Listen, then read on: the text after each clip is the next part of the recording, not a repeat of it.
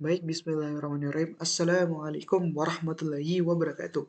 Sebelumnya perkenalkan nama saya Marsawan dengan NIM S1122124 dari jurusan Teknik Informatika Fakultas Teknik Universitas Halo Alim. Nah, pada kali ini saya akan membuat tugas video yang dimana tugas video ini diberikan pada mata kuliah komputer fisik. Nah, pada video kali ini saya akan melakukan review jurnal dengan jumlah jurnalnya itu ada 3. Di mana di sini salah satu jurnal yang saya angkat itu berkaitan tentang deteksi objek. Nah, mungkin saya mulai langsung saja pada jurnal yang pertama, yang dimana judul jurnalnya adalah Deteksi Objek Lubang pada Citra Jalan Raya menggunakan pengolahan citra digital. Nah, penelitian ini sendiri ditulis oleh Prima Yusuf Budiarto dan Sutikno dari Universitas Diponegoro. Nah, kita masuk pada pendahuluan, di mana tadi tadi pada Julia sendiri mengangkat tema uh, terkait dengan jalan. Nah, dapat kita lihat ini sendiri bahwasanya pada pendahuluannya pada penelitian ini ternyata dari data yang ada ternyata pada tahun 2013 ini sendiri jumlah kendaraan bermotor Indonesia ini sendiri mencapai 104.118.969 unit. Nah, perkembangan sistem transportasi darat di Indonesia harus didukung dengan infrastruktur yang memadai. Salah satu infrastruktur yang paling penting adalah jalan. Intensitas kendaraan yang semakin hari semakin banyak, ditambah lagi dengan kondisi cuaca di Indonesia ini membuat beban yang harus ditanggung jalan ini semakin besar setiap harinya. Akibatnya, yang muncul adalah banyaknya jalan yang mengalami kerusakan serta kondisi yang sangat memprihatinkan. Salah satu kerusakan yang paling sering ditemui adalah banyak ditemukan lubang pada jalan. Keberadaan lubang di jalan dapat meningkatkan risiko terjadinya kecelakaan di jalan. Nah, untuk metode penelitian ini sendiri, dapat kita lihat bahwasanya secara umum teknik yang digunakan pada penelitian ini adalah deteksi keberadaan objek di lubang dengan menggunakan pengolahan citra dan jaringan syaraf tiruan backpropagation untuk klasifikasinya. Nah, dapat kita lihat di sini pada alur proses deteksi lubang pada jalan rayanya. Yang pertama, proses ini dimulai dengan memasukkan citra pelatihan. Dan citra ini diambil langsung dengan menggunakan kamera dengan tempat pengambilan beberapa titik jalan raya yang ada di Jalan Raya Banjarsari, Kecamatan Tembalang, Kota Semarang. Pada citra pelatihan ini akan dilakukan proses pengolahan citra yang tujuannya menyiapkan masukan data yang akan diproses pada pelatihan dengan menggunakan jaringan syaraf tiruan backpropagation. Hasil dari pengolahan citra ini berupa citra binder. Proses pelatihan menggunakan citra binder dan bobot awal yang sudah diinisiasi. Nanti hasilnya hasil dari proses pelatihan berupa bobot baru. Kemudian bobot baru ini disimpan pada basis data. Pada proses deteksi, citra deteksi diolah terlebih dahulu untuk mendapatkan citra binder pengenalan. Sedangkan hasil deteksi berupa letak objek, lubang dalam citra, kemudian dapat kita lihat pada gambar 1 menunjukkan teknik yang digunakan untuk mendeteksi objek lubang pada citra jalan raya. Nah, di sini dapat kita lihat bahwasanya metode yang digunakan itu pengolahan citra, yang dimana dia melakukan proses riset terlebih dahulu untuk melakukan mengolah gambarnya. Dia melakukan proses riset terlebih dahulu untuk menetapkan ukuran gambarnya, yang dimana ukuran tetap gambarnya itu 50 kali 50 pixel. Nah, kemudian dapat kita di sini flowchart dari pengolahan citra inputnya, di mana dia melakukan input citra pelatihan, kemudian dia melakukan riset untuk menetapkan ukuran gambarnya, yang sebelumnya mungkin ukuran gambarnya berbeda-beda, kemudian dia melakukan grayscaling, di mana dia mencoba untuk mengubah warna dari gambarnya. Kemudian dia melakukan deteksi tepi, kemudian dia melakukan thresholding atau melakukan menentukan batas atau bobot dari si gambarnya ini. Kemudian dia menghitung citra bindernya. Nah, kemudian di sini ada kondisi di mana apakah disimpan citra pelatihannya, kemudian alurnya itu selesai. Kemudian di sini ada pelatihan backpropagation. Nah, proses pelatihan backpropagation ini merupakan proses melatih seluruh citra dengan memasukkan seluruh citra dengan menggunakan backpropagation. Kemudian di sini dia melakukan deteksi objek. Nah, selanjutnya pada hasil dalam pembahasan, pengujian deteksi lubang pada citra jalan raya dengan menggunakan teknik jaringan saraf turunan ini menggunakan data uji berjumlah 3 citra yang berukuran 300 kali 300 piksel dengan tingkat kondisi lubang yang berbeda, yaitu dapat kita lihat pada gambar 5, di mana dari data tersebut kemudian dilakukan pengujian dengan variasi laju pembelajaran dan variasi jumlah data pelatihan. Dari variasi pembelajaran sendiri, yaitu dia mendapatkan 0,1, 0,5, dan 0,9 dengan variasi jumlah data latihan gunakan yaitu 75, 150, dan 300. Nah, dapat kita lihat di sini jumlah data pelatihan 75, visualisasi seperti ini, dan jumlah data pelatihan 150, dan jumlah data pelatihan 300. Nah, sebagai kesimpulan, jaringan saraf turunan bifurcation dan pengulangan citra yang terdiri dari proses resize, segera scaling deteksi tepi, dan tersaling mampu mendeteksi lubang pada citra jalan raya. Nilai laju pembelajaran dan jumlah data pelatihan mempengaruhi hasil deteksi. Semakin kecil katanya dari penelitian ini, semakin kecil nilai laju pemahaman dan semakin banyak data yang digunakan dalam penelitian mempunyai kecenderungan meningkatkan hasil akurasi deteksi lubang pada jalan raya.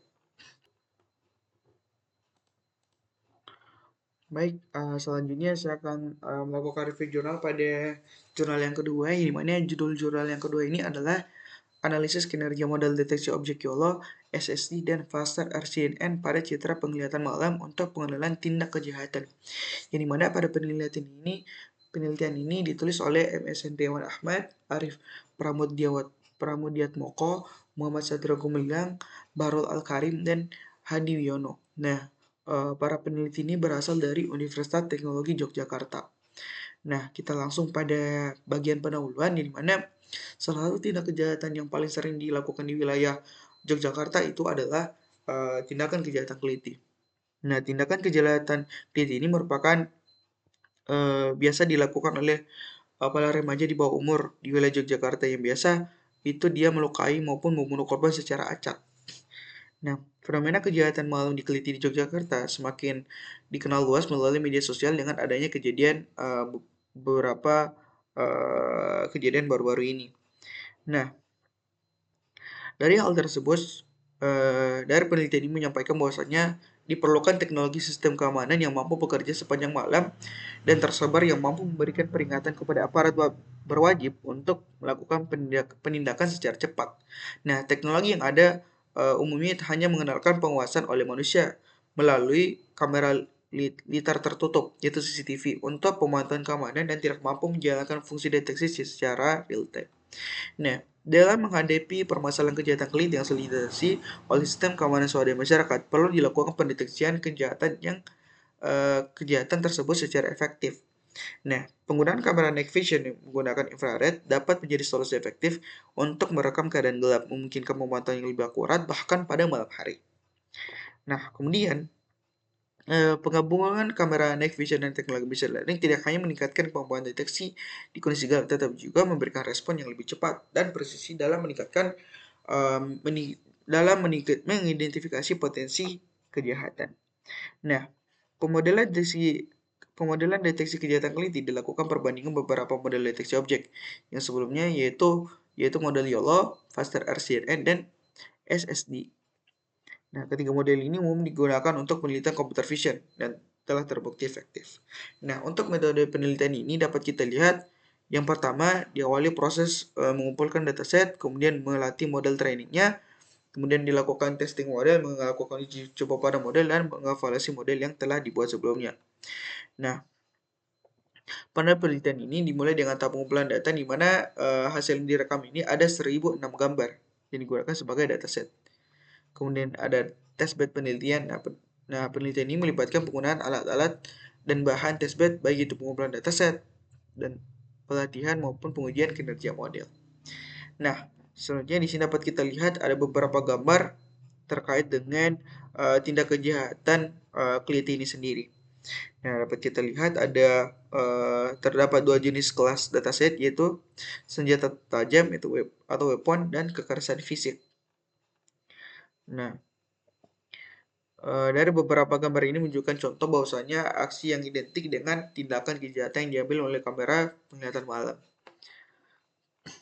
Nah, dapat kita lihat ini sendiri pada model dari penelitiannya sendiri menggunakan model YOLO versi 6, YOLO V6. Ya, YOLO ini merupakan algoritma deteksi objek yang dirancang untuk mendeteksi objek berupa gambar atau video dengan cepat dan akurasi yang tinggi. Nah, kemudian untuk model Faster RCNN ini sendiri merupakan sebuah metode deteksi objek yang menggabungkan dua komponen utama, yaitu Region Proposal Network dan Fast RCNN yang memungkinkan deteksi objek yang lebih cepat dan akurat.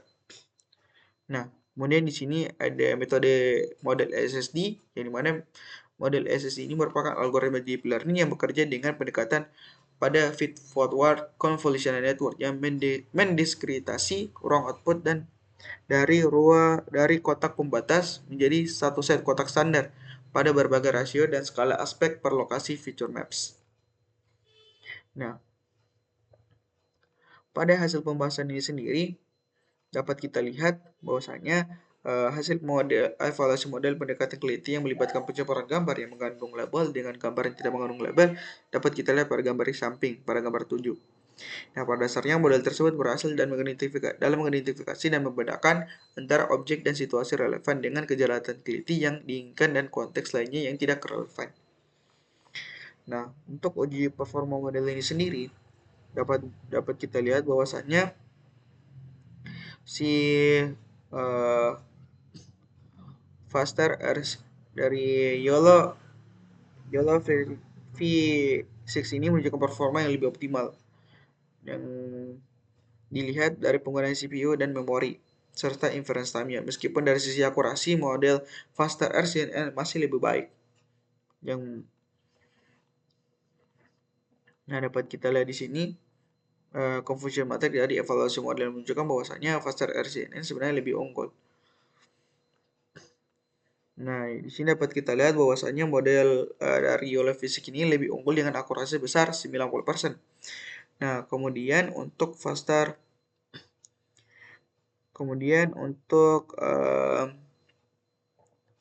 pada tabel 2 disampaikan bahwasanya bahwa kinerja model YOLO Physics ini lebih unggul dengan akurasi 50%. Kemudian hal ini menunjukkan bahwasanya kemampuan model YOLO Physics ini cukup baik dalam mengidentifikasi senjata tajam dengan tepat dengan persentase kesalahan prediksi yang rendah. Sementara pada kategori deteksi kekerasan fisik pada tabel 3, YOLO Physics juga menunjukkan akurasi yang baik dengan 63%. Nah, di sini dapat kita lihat bahwasanya kebanyakan data yang didapatkan di sini adalah tindak kejahatan yang menggunakan senjata dibandingkan dengan tindak kejahatan yang menggunakan fisik. Nah, sebagai kesimpulan, bahwasanya kinerja dari ketiga model ini sendiri terutama dalam hal akurasi dan kecepatan deteksi dievaluasi menggunakan dataset gambar terintegrasi dan independen. Hasil terbaik secara keseluruhan diperoleh oleh model YOLO Physics dalam mengidentifikasi objek senjata tajam dan perilaku kekerasan fisik berdasarkan metrik akurasi, presisi, recall, dan advance score. Nah, model Faster RCNN juga memberikan hasil yang menjanjikan, terutama pada recall atau kemampuan mendeteksi korban kekerasan pelaku keliti. Sementara SSD terbukti lebih unggul dalam efisiensi waktu komputasi meskipun kalah dalam akurasi dan presisi deteksi objek dibandingkan dengan YOLO Physics dan Faster RCNN. Nah, baik, sebelumnya kita masuk ke review jurnal yang ketiga, dimana sebelumnya tadi kita sudah melakukan review jurnal terkait dengan deteksi objek. Nah, sekarang kita melakukan review jurnal terkait dengan segmentasi citra. Nah, dimana pada penelitian ini judulnya adalah segmentasi citra buah durian dan jagung dengan algoritma K-nearest board dan principal component analysis. Yang dimana penelitian ini ditulis oleh Ali Nurdiansyah dan Agung Ramadan dari Magister Teknik Informatika Universitas Putra Indonesia. Nah, kita masuk pada pendahuluan di mana kemajuan pengetahuan dan teknologi yang sangat pesat ini berarti bahwa beberapa teknik yang telah dikembangkan untuk menggunakan tugas manusia seperti pengolahan citra. Nah, di mana di sini dapat kita lihat buah durian merupakan salah satu tumbuhan tropis asli Asia Tenggara yang dimana ini menjadi buah yang sangat populer yang biasa disebut dengan raja buah. Nah, kemudian Selain buah durian juga ini sendiri, ternyata ada beberapa buah lagi yang dimana ada buah sirsak yang dimana buah sirsak ini termasuk bahan pangan berkualitas tinggi, tetapi juga merupakan buah yang sifatnya mudah busuk begitu. Nah, berdasarkan data Dinas Pertanian Jawa Timur tahun 2006, potensi buah sirsak eh, cukup besar, yaitu sebesar 811 ton dengan tingkat produktivitas itu 16,88 kg per PH. Nah, kemudian juga ada jagung yang biasa ini jagung juga merupakan salah satu komoditi pertanian utama di masyarakat Indonesia selain padi dan kedelai. Nah, dari tiga buah sebelumnya sempat dibahas. Nah, tiga buah ini merupakan yang biasa sering diminati oleh masyarakat Indonesia untuk dikonsumsi sehari-hari. Tetapi pengetahuan mengenai klasifikasi citra buah perlu diperlukan agar menentukan pengelompokan buah berdasarkan jenisnya. Sehingga dibutuhkan sebuah informasi untuk mengenali buah-buahan yang menggunakan citra digital. Buah-buahan dapat dikenali jika dilihat dari bentuk dan teksturnya. Nah, untuk itu perlu adanya sistem yang dapat mengklasifikasi jenis buah berdasarkan ciri bentuk dan tekstur. Permasalahan tersebut dapat teratasi oleh metode pengolahan citra digital. Nah, di sini ada beberapa metode uh, yang digunakan, yaitu ada PCA, yaitu Principal Component Analysis, yang merupakan salah satu teknik statistik multivariat yang secara linear mengubah bentuk sekumpulan variabel asli menjadi kumpulan variabel yang lebih kecil yang tidak berkorelasi yang dapat mewakili informasi dari kumpulan variabel asli. Kemudian ada Kenner Work yang metode klasifikasinya itu terhadap objek berdasarkan data training, jarak tantangan terdekat yang paling dekat dengan objek data. Nggak dapat kita lihat di sini kerangka dari penelitian. Yang pertama dilakukan dulu pengumpulan data, kemudian dilakukan preprocessing, nah kemudian dilakukan proses prinsipal komponen analisis, kemudian dibagi datanya menjadi data latih dan data uji, kemudian diklasifikasi menggunakan metode KNN atau klasifikasi Neurostable. Nah, untuk hasil dari pembahasan ini sendiri dilakukan dapat kita lihat bahwasanya data citra disiapkan ini ganti latar belakang menjadi putih, kemudian disimpan dalam format JPG. Nah, di sini dapat kita lihat visualisasinya. Kemudian dari hasil citra buah durian ini sendiri dengan menggunakan software berupa MATLAB dengan tahapan minimal dari load citra, kemudian dilakukan segmentasi, ekstraksi ciri, dan klasifikasi menggunakan KNN. Dengan ekstraksi ciri saturasi itu sebesar 0,7743. Nah, kemudian di sini dapat dilihat dengan hasil ekstraksi pada citra durian Belanda dengan menggunakan software MATLAB serupa, dihasilkan hasil ekstraksi ciri saturasi itu sebesar 0,62786.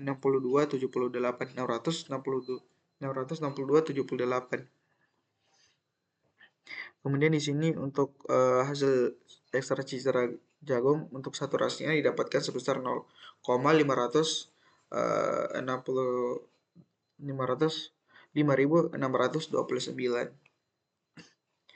Nah, di sini dapat kita lihat bahwasannya kebanyakan untuk ekstraksi ciri pada buah durian itu akurat. Kemudian juga untuk sirsak dan jagung juga ini akurat.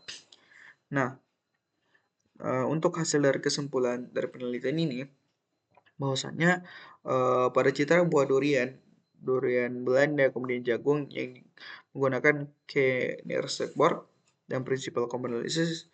Nah, dengan metode tersebut didapatkan hasil akurat pada semua data yang diuji berdasarkan data latih. Selanjutnya, penerapan Kennersborg sendiri dan PCA membutuhkan sampel berupa kernel atau mask 3x3 dengan menurunkan nilai pixel mulai dari yang terkecil hingga nilai yang terbesar untuk dapat diambil nilai tengahnya. Kemudian menggunakan metode Kennersborg dan Principal Component Analysis, foto semakin lebih tajam dan lebih jelas. Beberapa hal yang dapat disarankan dalam penelitian selanjutnya adalah proses mengatasi ciri pada citra yang lebih lanjut dan perlu dikembangkan lagi dengan metode lain.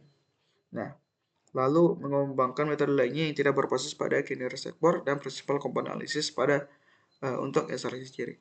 Nah, mungkin itu saja yang bisa saya sampaikan terkait dengan review jurnal berkaitan dengan komputer visi. Lebih dan kurangnya mohon dimaafkan. Wabillahi taufiq wal hidayah. Wassalamualaikum warahmatullahi wabarakatuh.